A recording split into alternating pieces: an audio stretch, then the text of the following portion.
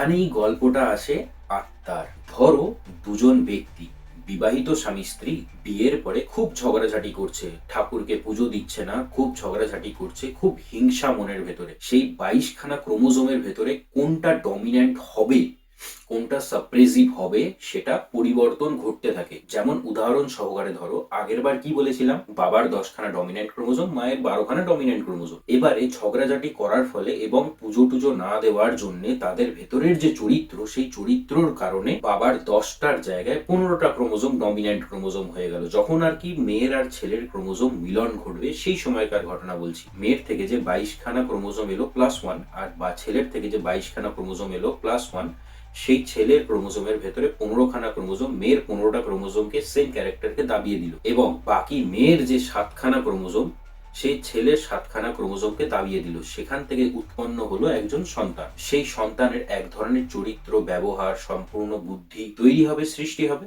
এইবারে 4-5 বছর পরে সেই স্বামী স্ত্রী আবার মনে করো খুব ধার্মিক হয়ে গেল, ঝগড়া টগড়া একদম করা বন্ধ করে দিল। এবার তারপর দাঁড়িয়ে যখন তারা সন্তান নেবে, তখন মনে করো ছেলের যে 22খানা ক্রোমোজোম +1 আসছে, আর মেয়ের থেকে যে 22খানা ক্রোমোজোম +1 আসছে, সেখানে দাঁড়িয়ে ছেলের 10টা ক্রোমোজোম ডমিনেন্ট আর মেয়ের 12টা ক্রোমোজোম ডমিনেন্ট। তখন গিয়ে যে নতুন সন্তানের উৎপন্ন হবে, তখন তার ব্যবহার, চরিত্র এবং বুদ্ধি আলাদা হবে। কিন্তু ঘটনাটা এই জায়গাতে নয়, ঘটনাটা একটা মানুষের ভেতরে, বাবার 22খানা ক্রোমোজোমের ভেতরে যে চরিত্র, যে অনুভূতি, যে ট্যালেন্ট, সেই সম্পূর্ণ ট্যালেন্টটা কিন্তু অবশ্যই একজন সন্তানের ভেতরে যাচ্ছে। এবং মায়ের 22খানা ক্রোমোজোমের ভেতরে যে ট্যালেন্ট, চরিত্র, ব্যবহার যাই কিছু আছে, সেই সবকিছু একটা সন্তানের ভেতরে যাচ্ছে। ছোটবেলা থেকে সেই সন্তানকে যেই জিনিসটা প্র্যাকটিস করানো হয়, সেই জিনিসটার প্রতি সে প্রতিভাশীল হয়ে ওঠে। না না না, যদি সেই প্রতিভা মা বাবার মধ্যে না থাকে, তাহলে পরে কিন্তু সেই সন্তান সেই প্রতিভা গ্রহণ করতে পারে না। এই জন্যই অনেক ছেলেমেয়েরা আছে যারা